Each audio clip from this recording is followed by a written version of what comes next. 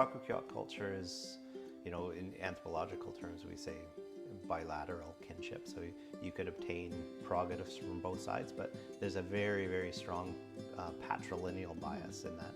So the majority of the things go through your father's side.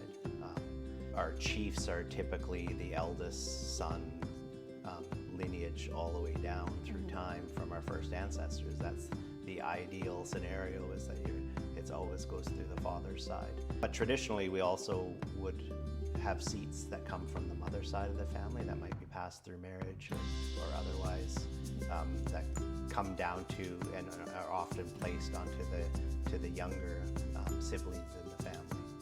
So the eldest son would invariably get his dad's position, but the younger siblings would often end up with other seats that come from the mother's side of the family.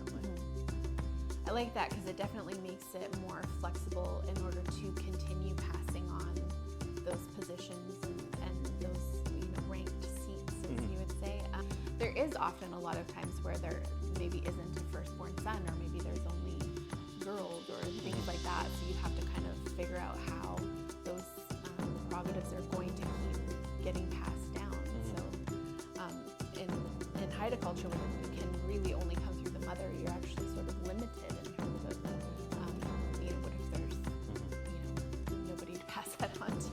And there's always, you know, circumstances where you have to go through other branches of the family to ensure that those positions are passed on to a suitable candidate, and that the continuation of those positions is paramount.